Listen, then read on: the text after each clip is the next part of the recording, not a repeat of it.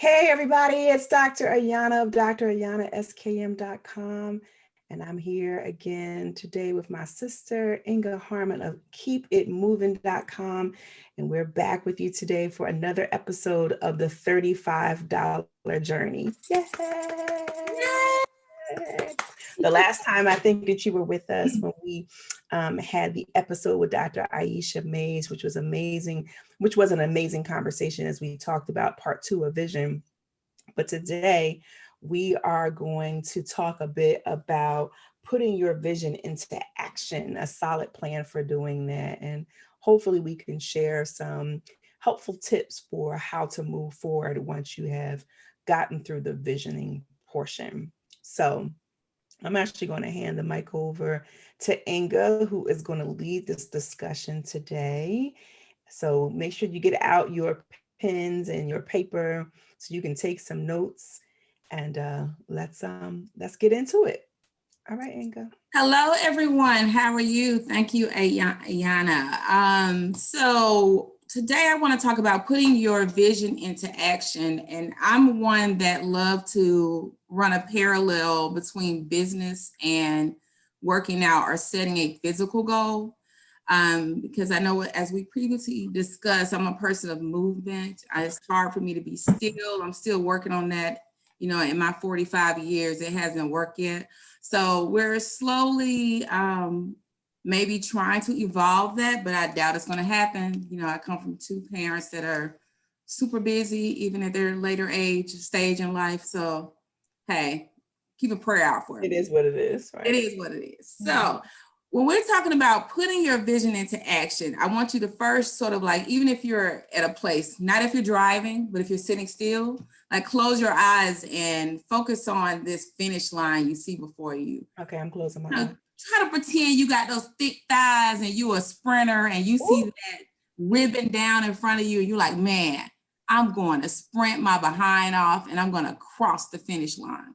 Right. So now hold on to that vision, arms pumping, legs pumping, you're up on the ball of your feet, sprinting, knees high, everything tight. You don't even notice the people around you. You just going, you're in the zone. I'm sprinting. Okay. That's how I see you tackling your vision and your plan and meeting your goal. That's the kind of energy, in my opinion, you need to have every day when you're going after this goal. Mm-hmm. So, Ayanna, did you feel those thighs like moving? Did you feel yourself pumping down the track? I did. I was able to envision myself doing that, running down the track. I'm very good with like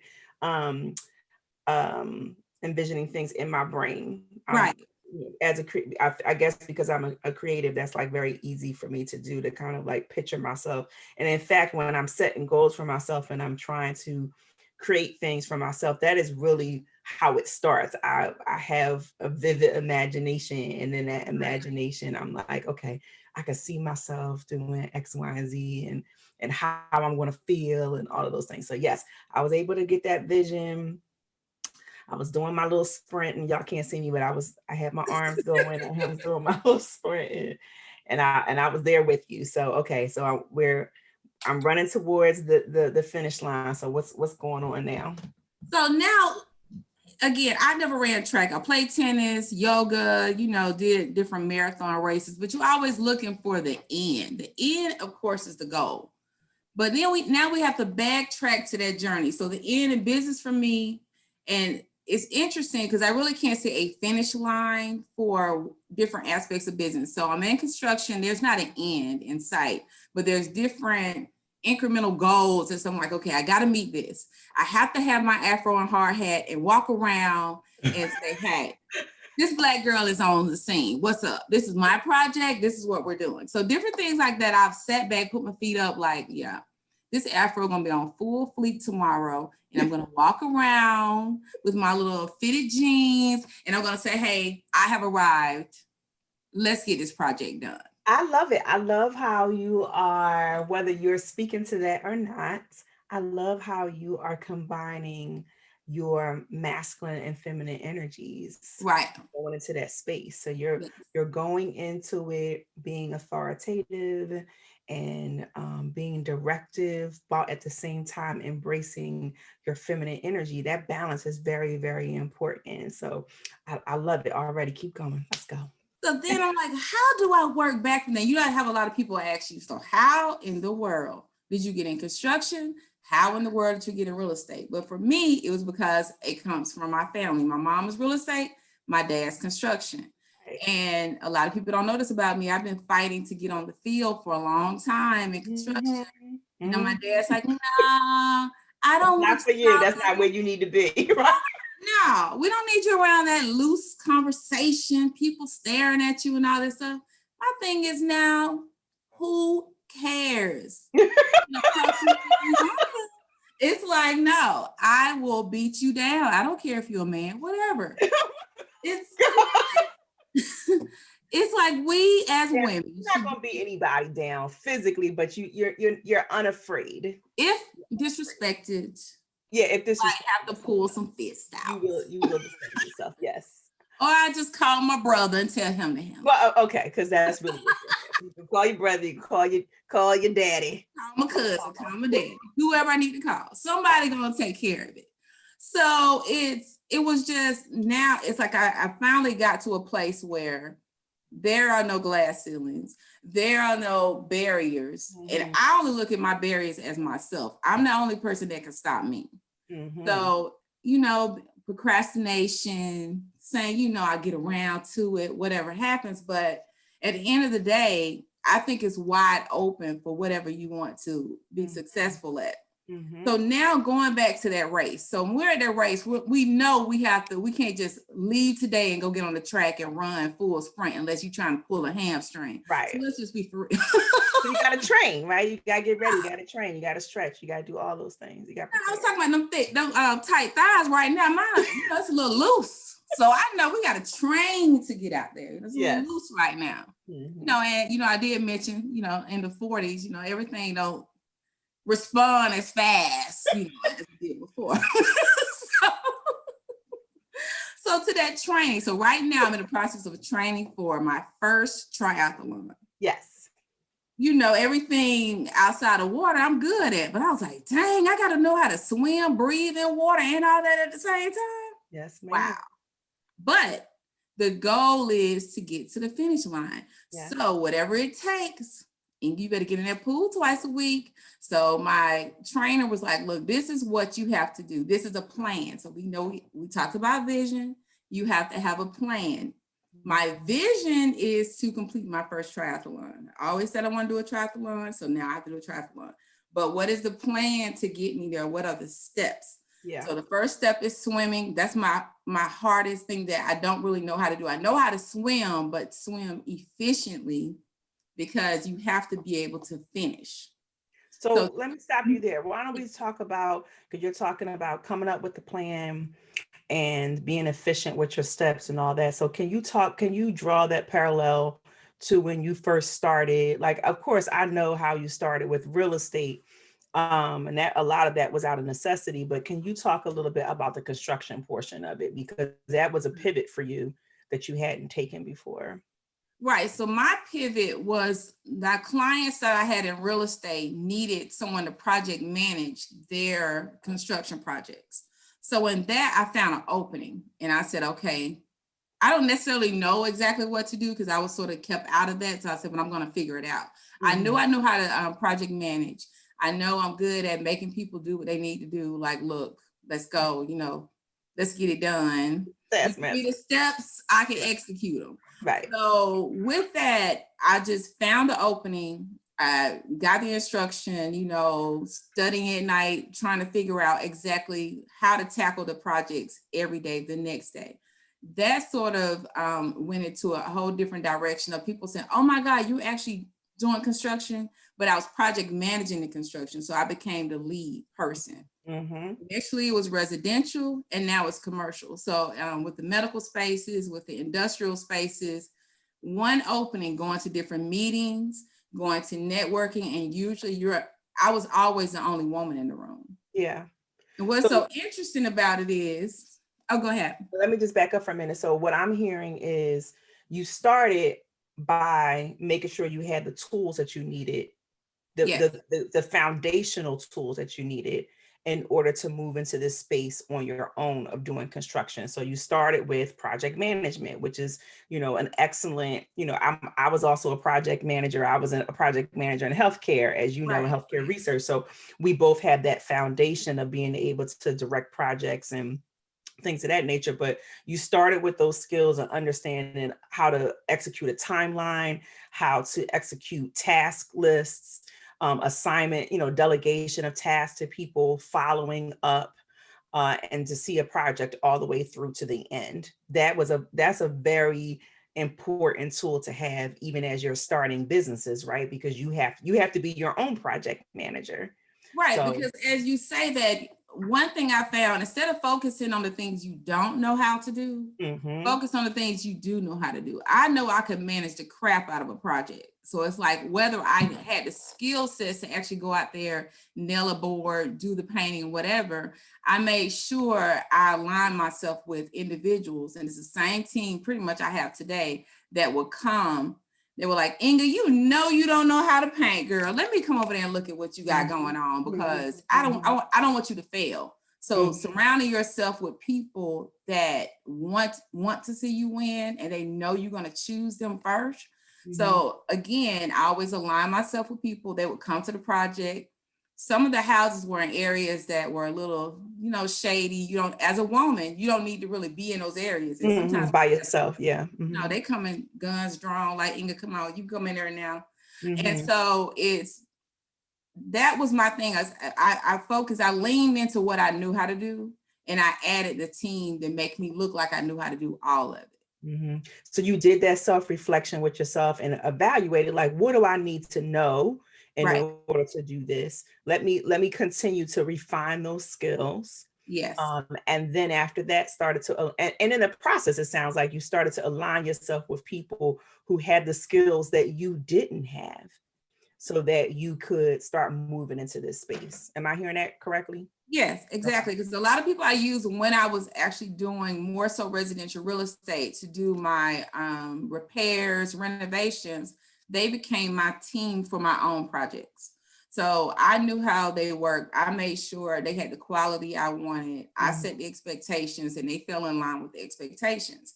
So constantly reevaluating, because you would do a project and it look good while you're doing it, but you're like, I could have did that better. Because you have to go look at your competition, what they're doing as well, to see if you need to upgrade, to see if you haven't been exposed to something that somebody else has been exposed to, and then step your game up. Because, we always say, don't get ready, stay ready. So it's like, I'm always, right, stay ready. No matter what comes, whatever pivot you have to do, stay on your toes. You stay on your toes. And I'm fine with being around people that keep me on my toes. I may not know, but I'm going to sit there and act like I know, and I'm going to go figure it out. And then we come back to the table. Let's talk about that for a minute, because it's so important to have people in your circle who are better than you. And I mean that sincerely. In order for you to really grow and expand your skill set, to grow and expand as a human being, I personally think you have to have a circle of people that everybody puts something in the pot, I would say, right? So that they come and you are able to learn from them, and they are able to learn from you, and then it becomes an exchange. I'm finding that I'm most successful in my life right now because I understand the importance of that service to everything. Everything I do right now in my life, I feel like it's service. Right. I start from service. Right. So that even includes in my relationships. If I'm not being a service to you as my sister, then I really don't serve any real purpose in your life, for real. Right. And so and the same thing is in business as well, that I know that there are ways, when people are starting businesses or starting projects, the one thing I always say to people is, how can I support you? Some of that is just supporting them by giving them a shout out on Instagram, or just buying their product or whatever, or connecting them to other people. And then in the same way, people give that exchange back to me. But the bottom line is it's always about me being humble and understanding what I don't know and being receptive, which is that's a whole other topic we need to talk about, is receptivity. Is really, really important. And of course, that's part of what we're talking about in this podcast is interdependence. But having that circle, if you are the smartest person in your circle, you might need a new circle. That was like, one of the instructors, Dennis Kimbrough from CAU, and I think he actually wrote the book and made the quote while we were there, while we were at Clark Atlanta. Said, you're the smartest person in the room, find you another room. You can't be the smartest person. Be willing to open, close the door, move to the next room, because it's like, to me, there's no gray area. Either people are asset or they're a liability. There's no gray area, in my opinion. But some people will disagree. But what I have found through my walk is either you're an asset or a liability. It might become from personal relationships. That's how I sort of look at it right now. It's a give and take situation where I should always be an asset. I shouldn't really be a liability to you. I should add something, to your point of what you said. I should be adding something and taking something away. So that ebb and flow I'm always talking about, little tug of war thing, we grooving, we moving. But not even a tug of war, because I'm working to be really intentional about my words. Oh yes, it's not a tug of war. It's an exchange. An exchange, right? It's an exchange. Well, let me get back to my ebb and flow. Our flow. So if I'm on this float in the ocean and I'm moving, I'm like moving, and the water is my guide, and I'm giving it to it. It's given to me. Yes. Again, that takes me back to sexual interactions. So that is why, and I'm sorry, world, I know we were talking about business. So that's why sexual energy is very important. It is. Sexual interchange, the energy that you experience is a great parallel to what we're talking about right now, because it's the give and the take. If you're taking too much and they're not giving, there's no pleasure happening. Okay, we can go back to the business. Okay. Well, thank you for that segue, because I know they was waiting for it. Anywho, so we were talking about how, the next step for you was getting people in your circle who were able to bring certain skill sets to your business, so that you could also educate yourself, but also get stuff done, get tasks done. So what happened after that? So we talk about staying ready. So in the commercial construction field, there are certain things that give you a leg up on others, and that's certification. So the government certifications, as we know, the government spends money 24/7. So having those government certifications is very important. Making sure that you're aligned in certain groups. As far as, for me, architects are a key group to be aligned with, because they're responsible for designing the projects as well as finding contractors to build the projects. So making sure that I call it low hanging fruit. Align yourself as your friends, that when they think of someone, they think of you first, as opposed to you're competing against all these different contractors that everyone knows. Like, for instance, their name may be on all the large projects. So again, I'm dealing in a male-dominated field and a white-dominated field. So they're going to go with who they play golf and tennis with first. Absolutely. I'm not playing golf and tennis with them all the time. I mean, they might see me in my afro on the court, because most people know if I come to the court, that's the girl with the afro on. They call me Serena. Hey, Serena. They do call me that on the court. I love it. Good. I'm not their friend or their pal, so they're not going to think about me first. Yes. And that's fine. I like my work to speak for itself, but when you get your own group and they're also responsible for some projects, that's what we call the low-hanging fruit. You don't have to work as hard. Those pecans that we talked about, throwing the shoe up there? Yes. We want the ones that's hanging low to the ground. You can just grab them. And eat them. Right. So, we want that first. We want the ones up high, but I want to eat while I'm working for the high ones. Yes. Let me say I love that. Yes. I want to eat while I'm working for the high. Yes. I want to be down here, on that ham sandwich hungry. No pecans. But where I am vegetarian, so I don't eat ham, but I don't eat ham. But you get the point. And at some point in your life, you ate ham. So sitting on that avocado. Now, I used to camp. This is another segue. I used to tear up some pork chops now. You know, I am from the South. I know you did. I know you fried thin pork chops. Woo-wee! Yeah, I know I can cook a mean pork chop. So you want a mean pork chop? Call me. I'll let you know. You're cooking. You just ain't gonna eat it. I'm not gonna eat it, but I'll cook it. I do need to feel it. You know, my dad loved my pork chops. So. Oh, yeah. Paul. Yep, Paul. It's Paul. So yeah. All right. So low hanging fruit, and then what after that? Okay, so low hanging fruit while we're trying to reach for a high fruit. But again, when you're working really in any segment, you want to find what certification sets you apart from everyone else. So that goes back into your training, that goes back into your aligning and your knowledge, because through getting certified, you're gaining more information. Yeah. You're looked at more highly than the person without the certifications. And with the way the world is set up, if they bring you on as a minority or a person of color, and especially if you also as a woman, they're like, man, you make my project look great. Check, I have did check. all the shit. Right. Check. You choose me, you checking all your boxes. I actually say that now. I mean, one person, one stop shop. They're like, okay, let's go.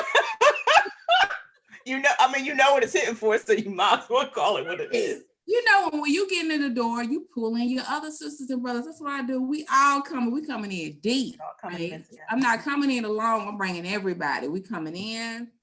Now you got to come in tight, because I don't deal with nonsense. You got to come in tight, but I'm coming in super melanated. You know what? Let's talk. Can we talk about that for a minute? Though? Yes. Because that again, and I think is very important. That also is service. Yes. Right. People get very skittish about this topic. I'm not really sure why. It seems like they get most skittish when we're talking about it in the context of African Americans. But this is how all ethnic communities have immigrated here, have been able to build business and to circulate their dollar within their community. I can't remember the exact statistic, but it's like the Black dollar stays within the Black community for like less than a minute or something like that. When payday comes, people get their money and it literally goes right back out the door within a very short period of time, because so many of our we've lost so many of our businesses, so that we are circulating our dollar and we're using Black businesses for all of our major needs. We may not be able to do it for all of it, but there are now, especially now that we've been forced to do so many things virtually, there are a lot of things you can do online right now, to get the services or the products that you need. But it's very important, I think, when we're talking about, I'm always thinking about the things from a standpoint of health, but when we're talking about eliminating health disparities, for instance, health, social determinants of health includes things like economics and environment and neighborhood and things of that nature, social aspects of health, racism, all those things. In order for us to be able to eliminate some of those disparities within the Black community, we have to be intentional about making sure that we are building business within our community, and recirculating our dollar and supporting these Black businesses and creating a legacy of wealth within our community. The only way that we can actually do that is if we're supporting each other. But to your point, not to support nonsense, because I'm not giving my money to nobody. I should use proper English. I'm not giving my money to anyone who is not about their business. Right, exactly. If I gotta chase you down to give you my money, I'm gonna give my money to somebody else. Right. If you're not on time, if you're not about your business, if I gotta, tell you, well, that's not right, and that's not right, and that's I don't have time for that. Right. If you're on top of your business, and you get my money every day of the week, right? Every day of the week. Yes. Right. I would treat you like how we treat Amazon. Like, okay, I want to call that same person. Hello. I want to get this. I want to get that because your customer service is on point. That brand loyalty. If we can get brand loyalty to other businesses that we've, become dependent upon, then certainly we can extend that to ourselves. And quite frankly, we should actually be doing that first. Exactly. And to go back to one of your points where you spoke about why people are so uncomfortable, especially us, on bringing ourselves to the table, bringing our African-American, let me be clear, African-American people to the table. Because to me, it goes back to that statement that you hear when you're sitting on a plane. If by any chance this plane goes down, you are to put your mask on first. Yes. You can't save anyone until you save yourself. And when I'm saying yourself, I'm talking about my people. So what I'm stating is that we have to get very comfortable with bringing ourselves to the table, bringing ourselves up, walking in the room together as a whole and supporting ourselves and being unapologetic about it. Yeah, and stop asking for a seat. Stop asking, can I have a seat? Asking, take the seats. How about not just take the seat, how about build the table? Build the table, put the legs. Bring your own chair up to the table and create these things for yourselves. Or have your own room and let other people ask to come into your room. Ma'am, say it again. Have your own room, your own house, own roof, own walls, and have people ask to come into your room. Stop trying to get in everybody else's room. Right. We are too magical to actually keep dampening ourselves down to fit into these little spaces. Yeah. And the thing is, I am still employed and an entrepreneur. Right. So I'm doing both. It's not, it doesn't have to be one or the other. If you're not ready yet to completely take your step out there, that is okay too. And I feel like it's important to say that is okay too. Right. But it's about, at least giving yourself an opportunity to try to create these things for yourself, to try to be a producer instead of a consumer. Right. Say that again. Yeah, be a producer, not a consumer. Be a boss, not an employee. Right. Where you can do that, that is important as well. And I don't care what industry it is. We are, Inga is in construction. I'm in medicine, but I'm talking about if whatever is your gift, then use your gift. If you can clean the hell out of somebody's house, right, then you need to build a business upon the fact that you are immaculate and exquisite and cleaning the heck out of somebody's house. Right. Okay.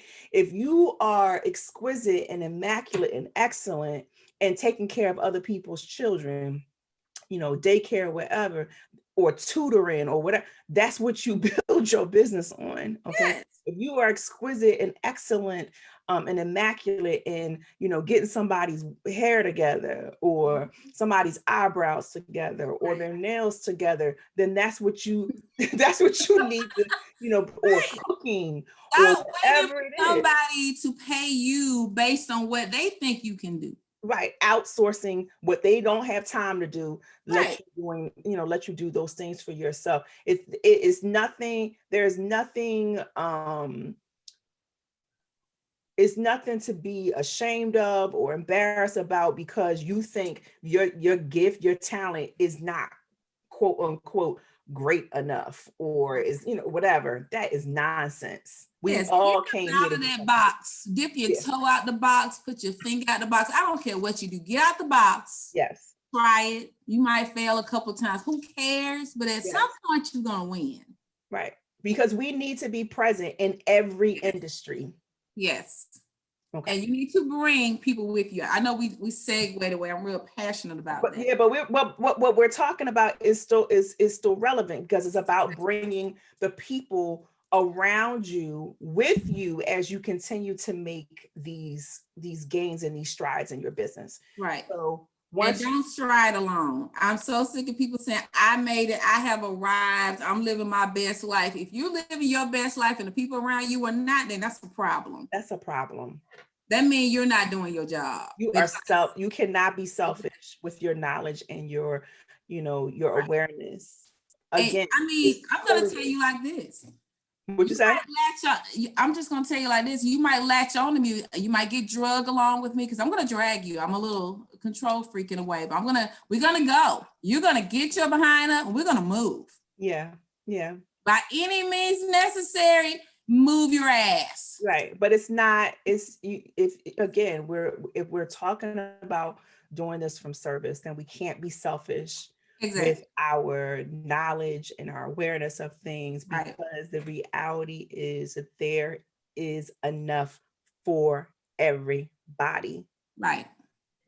The universe is abundant. So I'm not saying I got to tell you the ins and outs of every step I'm making for a new business. But if I say, okay, well, when I was trying to start my business, I did X, Y, and Z. I went out and I grabbed this. I talked to these people. Think about doing this. Think about doing that, or whatever. All right, take it. Do whatever you're going to do with it, So, all right. So we talked about taking people along, getting your circle, doing the low hanging fruit, all those things. What's next after that? The next thing is stop trying to reinvent the wheel. Like, everyone wants to reinvent their own wheel and be in solo mode. If you see someone doing something great, you can put your spin on it, but study the crap out of what they're doing. And you can mimic it, you can roll with it. And some people might not agree, but most businesses were not from ground zero built up and actually was something totally unique. It's a replication with better service, better customer service, and better practices as to how they're doing it. Right, so my thing is about creating solution. It's like finding a problem and creating a solution, right? So finding a hole and filling it, finding a problem and creating a solution. So after you have aligned yourself with you and your team, the next action step is to create a strategy. How are we going to push past all this bullshit? Because you're gonna have a lot of bullshit as an entrepreneur. You're only eating what you kill. So you got to be like a predator when it comes to, I call myself a pit bull. So either you're going to try to keep the pit bull chained, which most pit bulls break chains. We know that because that's why I don't walk past pit bulls. But saying is, if you put it close to me, I'm going after it. If it's something I want, but let me preface it. If it's something I want that I know was meant for me, that was predestined for me, I'm going after it. So the next step is to strategize on how we going to get this. How are we going to get this project? How are we going to get this meeting with someone? How are we going to get this next contract? So that in most contracts, I love negotiated contracts. So how are we going to go around it, through it, under it, whatever, to get to this person or get to this place so that we can actually get this project? So the next step is to strategize. Okay. So you were talking about filling in gaps too, right? Yeah, filling the gaps. So when filling in the gaps, there are always going to be gaps. Y'all know about gap insurance. When you buy a car, there's always a gap. So you got to find something to fill it. It's normally a person. It's normally, I would say a person, money in some instances. So you might have to bring in angel investors. You might have to bring in a silent investor, your parents, whoever, to invest to get you to over a hump or a gap that you can't get over yourself. Okay. So again, it comes about relationships, filling the gaps from where you are, where you want to get to, in order for you to jump over that hole that might be in front of you. Okay. All right.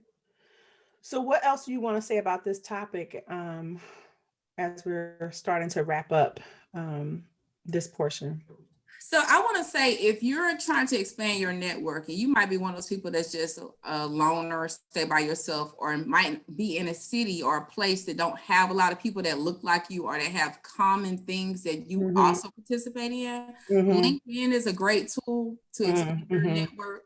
I would say start with LinkedIn, Instagram, social media. But LinkedIn is great because you can find people that actually specialize in the area that you want to be in, start a conversation, start some virtual meetings, and then start building your network in order to build your team. Yeah. What else? Anything else? Uh, If you had to give like specific tasks from today, what would you say? So my takeaways would be search for low-hanging fruit, because again, we want to eat while we are pushing forward. You have to have energy to push forward. So you need to eat first. Always have eyes wide open to recognize opportunities. You need to be on a constant hunt for opportunities that you can fit in, that your skill sets will make a difference. And can I say one thing about that? Yeah. Because, and some of that, just to be clear, some of that is not always going to immediately put money in your pocket. Exactly. Right. Some of that is about the exposure and then building connections. Because I certainly will do things where I'm not necessarily getting paid to do it. Right. But I'm getting exposure. I'm building my network of people. It actually might end up being referrals down the line for me as a physician. Right. And also connects me to other people. So speaking engagements that I may have done for one organization puts me in connection with another organization, or speaking engagements that I may have done, for instance, I recently did something for our alma mater, for Clark Atlanta University. So that is helping me as well, because in addition to the service that I provided to my alma mater and to the students or what have you, that's going to be up on YouTube. That's going to be up on their channels. That's going to be on their social media, right? And so then it helps me to create a greater network, and it allows people to be aware of me, because I was willing to just be of service in that moment, but it still is working in your favor. So I just kind of wanted to say that too. Right. And that's very important. So knowing what are the benefits outside of money you can get from different opportunities. So that's key. And then incorporating the people around you in their circle. Stop ignoring the people that you talk to every day. Everyone has a circle. Everyone in everybody's circle need to know what in the hell you do. Don't just be sitting there shooting the breeze, talking. At some point, let someone know what you do and what you can offer them, so that you are first of mind. That is free marketing. That is the easiest way to market yourself, is through your warm circle. And then finally, I talked about expanding yourself in LinkedIn. Get yourself out there. Stop hiding in the shadows. And hustle hard. That's it. Just hustle hard, hustle smart, get it done. Yeah. And I think it's also important to have agency as well, right? As you're doing that, as you're building your brand, as you're building your business, to take what you're doing seriously. Because if you don't do it, nobody else is going to take it seriously. Right.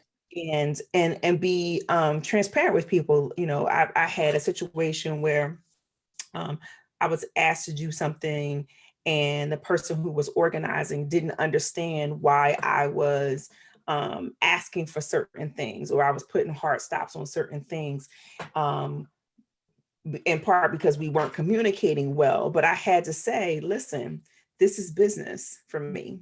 And I have to be an agent for myself. I have to practice agency, because this is my brand. And at the end of the day, no one else is going to protect that but me. I have to be aware of what I'm putting out there, why I'm putting out there, how I'm putting it out there. And no one can speak to Dr. Ayanna better than I can, right? Exactly. So always, don't be afraid. Don't be obnoxious. That's not what I'm talking about. But don't be afraid to advocate for yourself, because you are going to be your main cheerleader for a long time before people start to understand what you do, and then they become part of your cheerleading section as well. So, yeah. Ma'am, let's get it. All right. So, before we talk about the music that is that's putting gas in our tank, because we like to talk about that. We are going to just talk a bit about what the next episode is going to be. And our working title right now is to reflect, reevaluate, and re-energize. Because there does come a point when you may launch your business or what have you, that you're sitting there looking like, what's happening, what's going to happen next. Right? And so you got to start to figure out, like, okay, do I need to repivot? Do I need to, do I need to spend some time on reflection? Am I doing what I said I wanted to do? Does this look the way that I want it to look? And then reevaluating. Do I need to make some small tweaks there in order to kind of get in line with what I wanted to do, and then re-energize? And, Inga made the analogy about getting ready for this triathlon that she actually really is doing. It wasn't just an example. It wasn't just an example, but re-energizing your business, re-energizing yourself, and making sure that you are ready in your mind, your body, and your spirit as you continue to grow your entrepreneurial endeavors. So that's going to be kind of what we talk about next time. And is there anything you wanted to add to that? With that, so we're talking about re-energizing, stretching. So if you've ran that sprint, you better stretch, take some fish oil. I don't know what you need to do, but you're gonna be hurt. What fish oil? Soak in some Epsom salts. Yeah, so Epsom salt. Okay. Okay, yeah. Somebody some cod liver oil anyway. I don't know. Okay, that's a young. I mean, cod liver oil has its place, but it ain't got nothing to do with joints or something. But yes, okay, I understand the point you're making. So and stretch that body. That's what we're talking about next time. Well, we have to stretch our mind, body. So you have to get yourself ready to do it all again the next day. Yes, you gotta get yourself ready to do it the next day, and not tucker yourself out. So we're going to talk about that the next time around. And so Inga, yes, ma'am. What music have you been listening to? What's putting gas in your tank? I mean, if it's not music, like if you've been reading something, some podcasts, whatever, like I'm all for it. I've been listening to some great TED Talks, but when that Bone Crusher came on the other day with Killer Mike, I ain't never scared. I just lost it. That's an oldie but goodie, right? People drove up beside me. My hair, my afro was just going crazy. I was like, I ain't never scared. I had a meeting to go to. So I was like, man, they better get ready when I walk up in this. Right. You was hyping yourself up, huh? Right. So, you walk in like, what's up? What about you, Ayanna? Girl, you crazy. You never scared. Man, I want to play that right now, but go ahead. We're going to play when we get off of the other record. But no, that's real talk. I ain't never scared. I have been listening to a few things. I'm a hip hop head, but I listen to everything.